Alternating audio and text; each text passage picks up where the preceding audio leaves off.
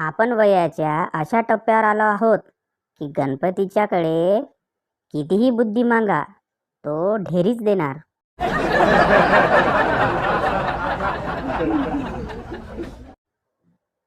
एक टकला नवरा कॉलर नसलेला टी शर्ट घालून आपल्या बायकोला विचारतो, मी कसा दिसतोय?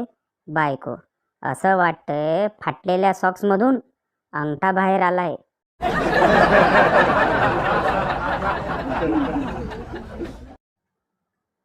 मी भाऊक होऊन गुरुजींना बोललो, मी आज जो काही आहे तो केवळ तुमच्यामुळेच आहे. गुरुजी पटकन म्हणाले, आम्हाला दोष देऊ नकोस, आम्ही आमच्या दृष्टीने खूप प्रयत्न केले होते.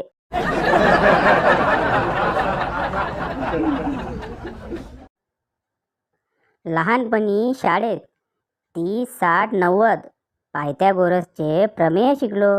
नंतर मित्रांनी त्याचा वापर कुठे करायचा ते शिकवलं.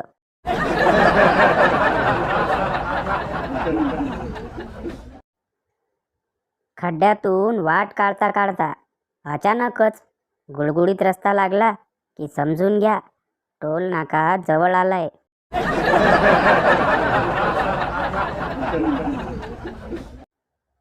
स्त्रियांच्या समस्या.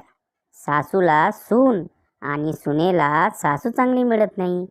नंदेला वहिनी आणि वहिनीला नणंद चांगली मिळत नाही. थोरलीला धाकटी आणि धाकटीला थोरली जाऊ चांगली मिळत नाही. हे जरी सगळं मिळालं तर कामवाली चांगली मिळत नाही. आणि राहता राहिला नवरा, तर तो आजपर्यंत कोणाला चांगला मिळालाय?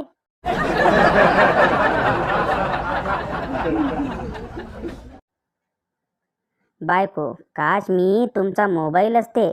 नवरा, का ग? बायको, सतत तुम्ही मला बघत बसला असता, खिशात घेऊन फिरला असता. नवरा, हो ना, बरं झालं असतं. पडला फुटला की बदलता पण आला असता.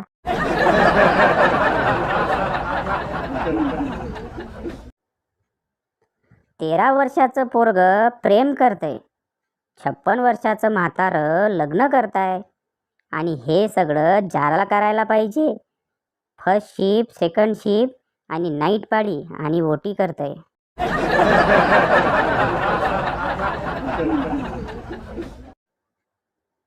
चिंगी, अरे तुला माझ्यापेक्षा चांगली मुलगी भेटेल.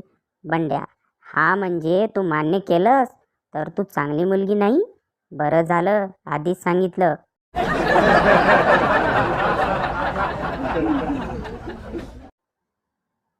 बायको पारदर्शी गाऊन घालून नवऱ्यासमोर उभी झाली.